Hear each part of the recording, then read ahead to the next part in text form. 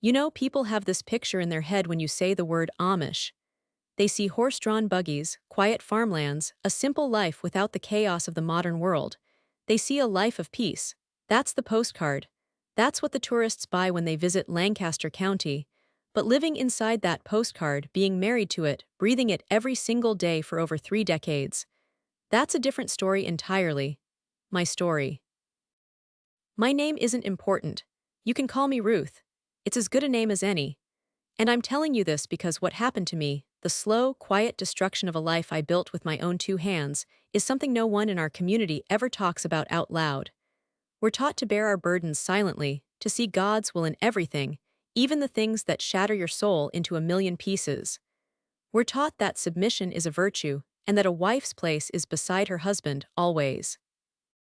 But what happens when your husband, an Amish man, a bishop no less, doesn't just stray, but completely and methodically replaces you, not just with another woman, but with a version of his life where you no longer exist? This isn't a story of a loud, screaming divorce. We don't do that. This is a story of a silent exile. And it began with a wrong number phone call I was never supposed to hear. I had been married to Samuel for 31 years. 31 years. We had 8 children together. 8. I buried 2 of them in our family plot before their first birthdays. I had calluses on my hands that never went away, from wringing out laundry and kneading dough and pulling weeds in a garden that was half an acre large. My back ached every single morning, but I got up at 4:30 anyway because that's what a good Amish wife does. Samuel was a good man in the eyes of the community. A fair man, a respected leader. He became bishop when he was 42, and I stood right there, plain and proud, as they ordained him. I thought the weight of that office, the spiritual burden of an entire church district, would only bind us tighter together. I was so naive. You see, a bishop's wife has a role so clearly defined, it's like a box you just climb into and pull the lid shut. You are a hostess. You are a silent support beam. You are a reflection of his piety, but you stop being a woman. You stop being me. The loneliness in a house full of 11 people is a strange kind of quiet. It's not the absence of sound, it's the absence of being seen. For the last 10, maybe 15 years of our marriage, I could have been a piece of the furniture. A very useful, highly functional piece of furniture that kept the entire household running, but furniture nonetheless. Samuel and I stopped having real conversations. Everything was a transaction.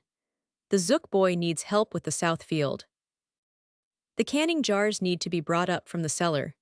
Bishop Miller from Ohio is coming for a visit next Thursday. It was a management of a life, not the living of one. I would sometimes catch myself staring out the kitchen window while the water for dishes was heating up, watching the line of washing snap in the wind, and I'd feel this hollow ache so deep I thought it might swallow me whole. I'd tell myself, this is the life I chose. This is the covenant I made before God. This is my cross to bear. And I bore it. For 31 years I bore it. The day my exile began, the sun was high and hot. It was a Tuesday in late August. The air was thick with humidity and the sound of cicadas buzzing in the maple trees.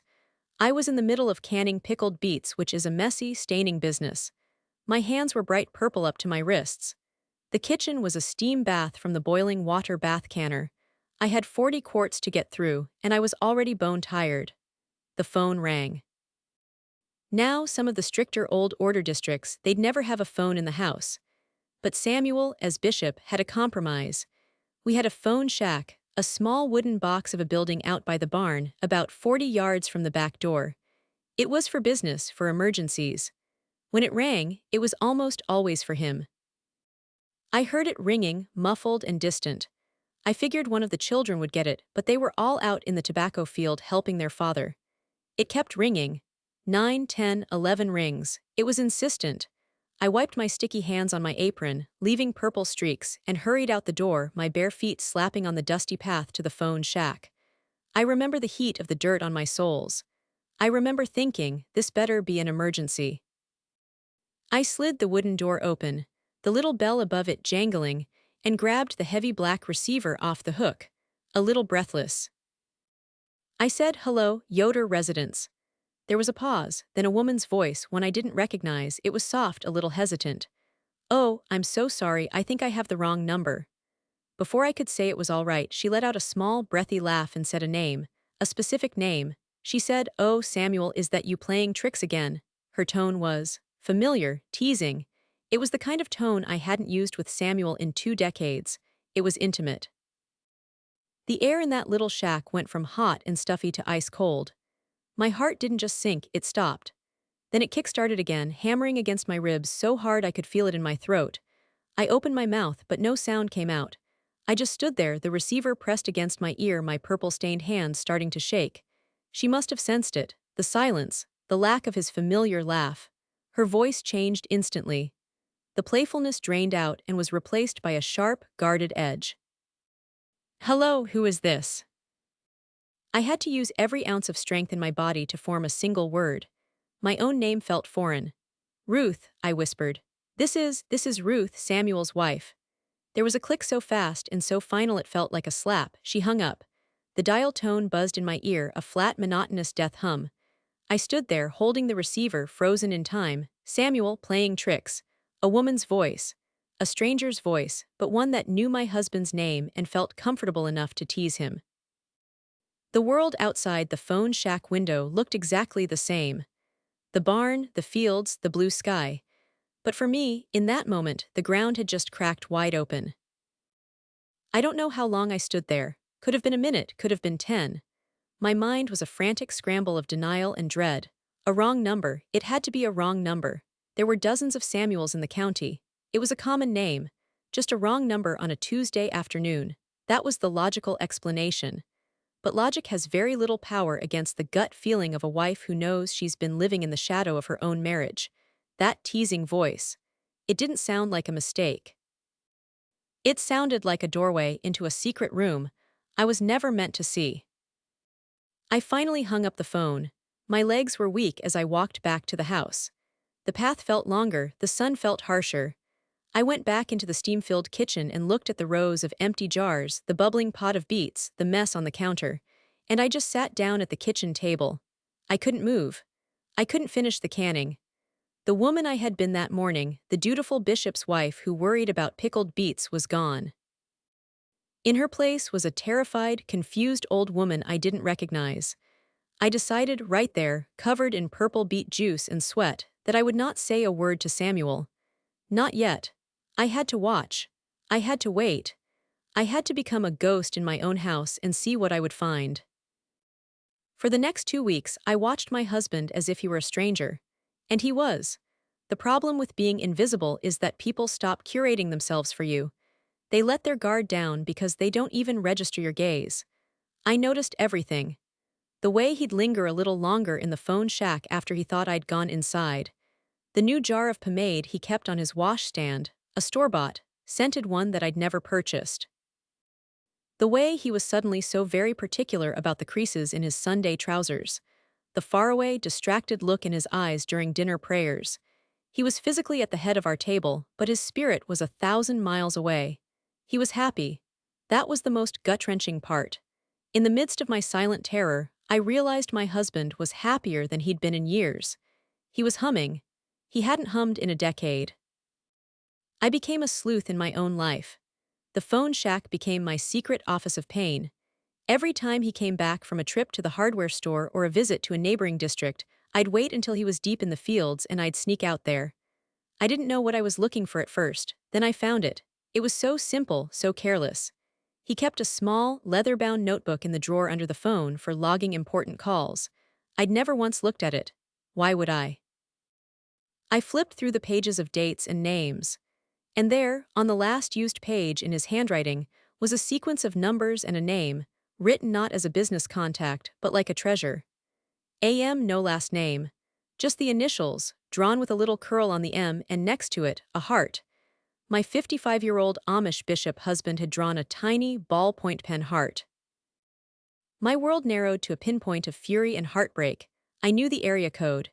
It was a town about 25 miles from our farm, near the big outlet shopping center where the English tourists went. AM, the woman on the phone. She wasn't a figment. She was real, and she was close. I copied the number down, my hand trembling so badly I could barely hold the pencil. I folded the scrap of paper and tucked it into the very deepest pocket of my dress, a pocket I had sewn myself. It felt like a burning coal against my leg for the rest of the day. The confrontation didn't happen when or how you'd think. I didn't scream. I didn't throw the notebook at him. The Amish way is one of slow, agonizing restraint. It's a community built on the principle of jealousy, of yielding. But I was yielding to a lie. A week after I found the notebook, he announced he had to go to a farm auction in the next county. It was a midweek trip, an overnight trip. He'd never done an overnight trip for an auction. He told me this at breakfast, not even looking at me, just buttering a piece of my homemade bread as if he were commenting on the weather. I watched his hands, those hands I had held in prayer, so steady and calm, spreading butter on a lie. I said very quietly, an auction all the way out there.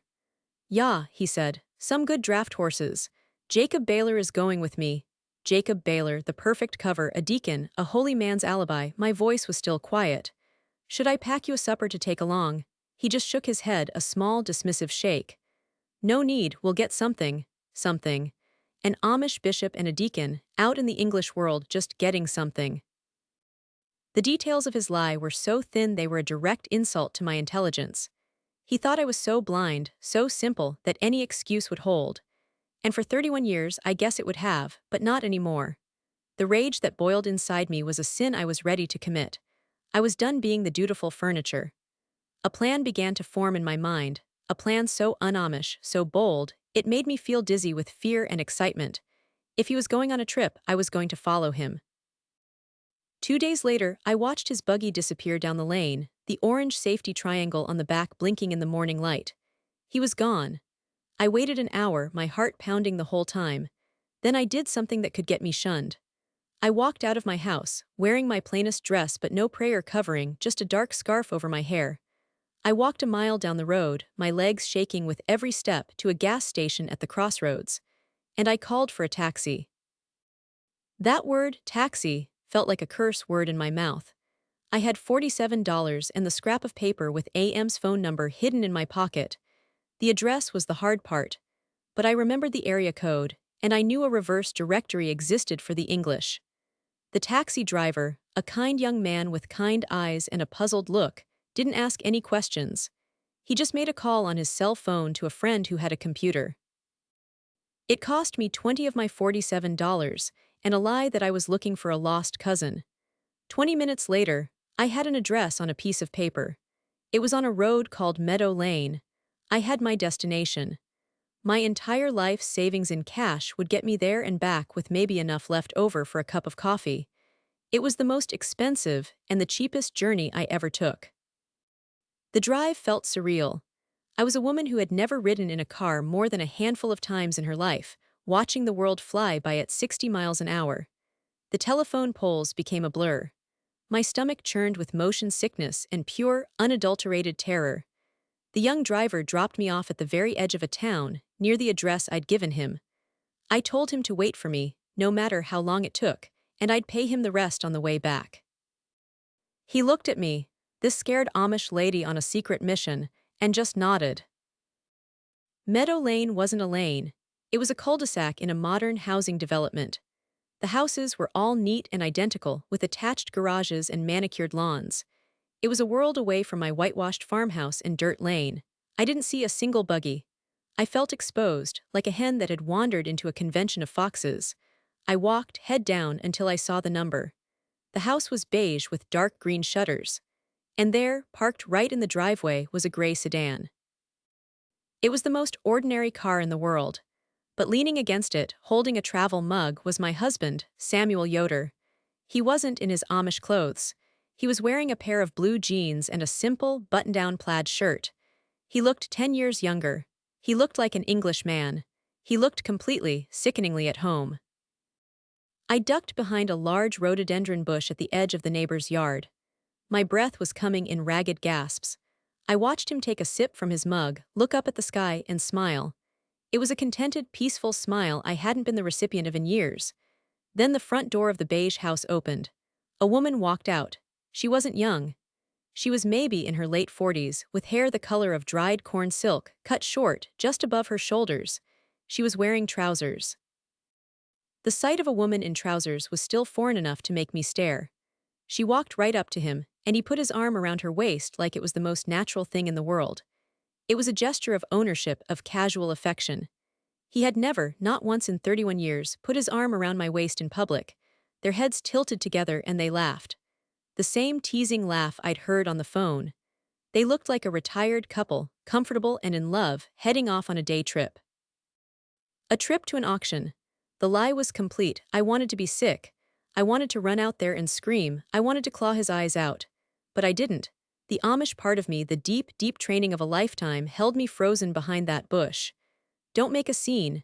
Don't bring shame. Don't. I just watched. I watched them get into the gray car, her in the passenger seat, him behind the wheel. He knew how to drive a car. He who forbade members of our congregation from owning them was a skilled driver. He backed the car out of the driveway with a smooth confidence and they drove away. The silence that settled over Meadow Lane was absolute. My legs gave out. I sat down, right there on the damp grass behind the bush, and I wept. Not big, heaving cries, but silent, hot tears that streamed down my face and onto my dark dress. This wasn't just infidelity. This was a double life. It was one thing to suspect, to find a notebook, to hear a voice on a phone. It was another thing entirely to see him, with my own eyes erased. The man I saw wasn't Bishop Yoder. He was just a man, Sam, starting his real day after dropping his costume at the door. My whole marriage was a costume he was wearing.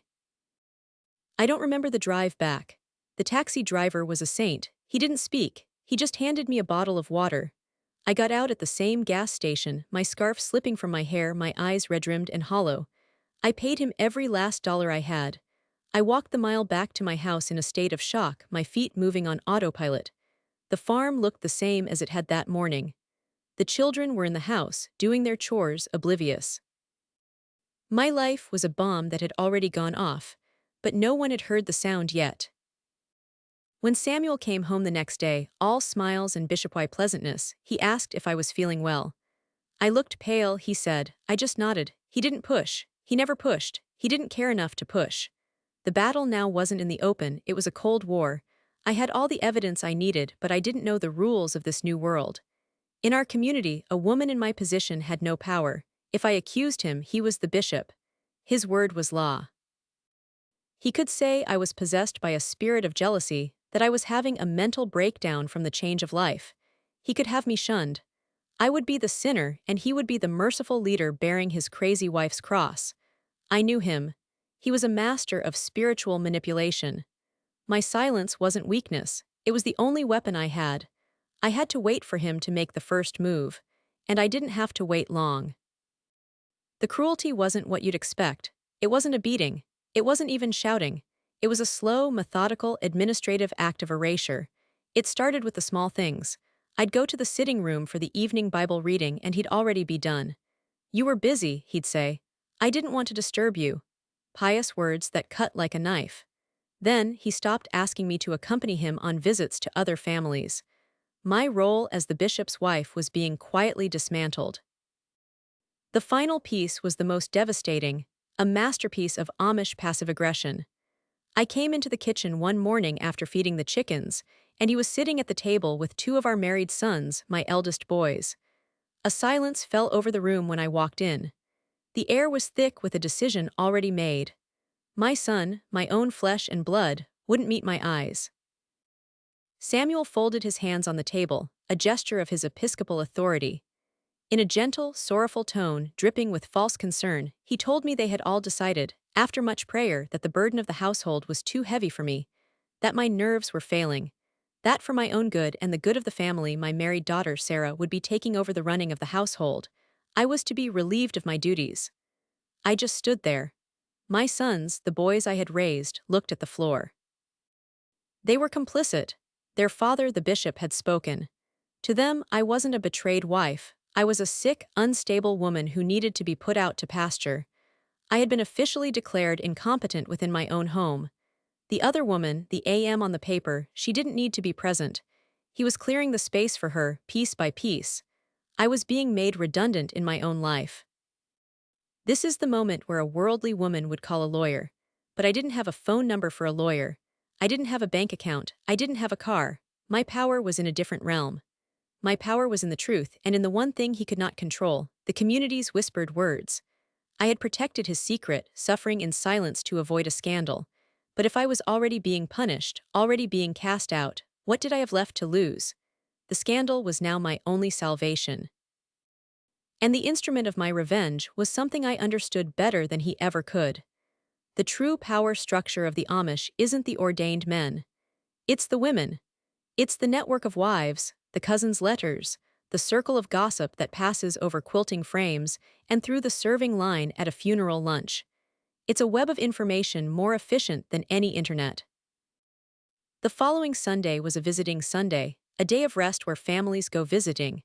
My sister's family was hosting. The men were in the barn, talking about horses and weather. The women were in the house, and the conversation had turned, as it always did, to a difficult canning season. A perfect opening. I was sitting in a corner, looking as frail and broken as they all now believed me to be.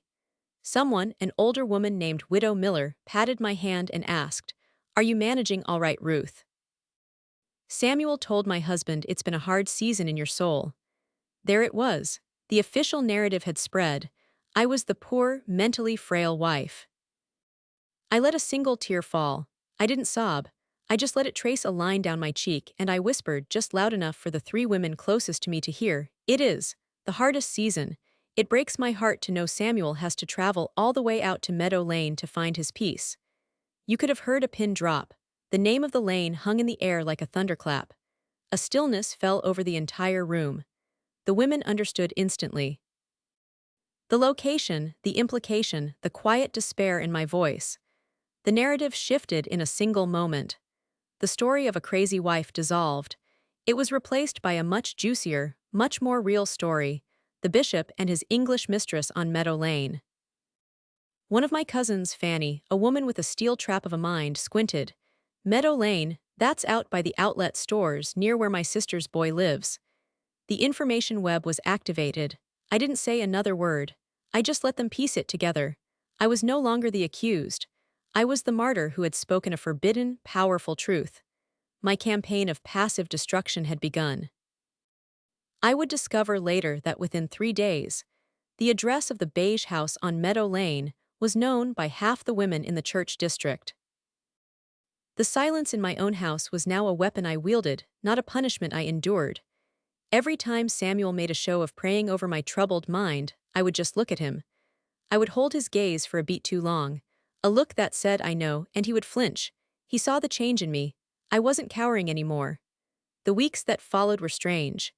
People from the church would stop by unannounced, not to see Samuel, but to bring me a loaf of banana bread, a jar of chow chow. Widow Miller came and just held my hand for half an hour without speaking. They were bringing tribute. They were choosing sides, without a word being officially spoken. The breaking point, the final, spectacular collapse, didn't happen in a private confession. It happened on a crisp autumn Sunday after the service. The congregational lunch was over, and the men were gathered for a members-only meeting to discuss an upcoming Communion Sunday. It was the most sacred time of the year, a time of spiritual cleansing and unity. An Amish communion can only happen if the church body is at peace, meaning all conflicts must be confessed and resolved.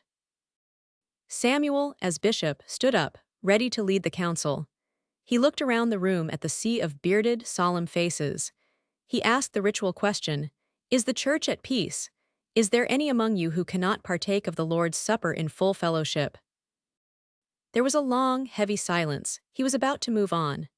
Then old Deacon Baylor, the very man Samuel had used as an alibi, cleared his throat.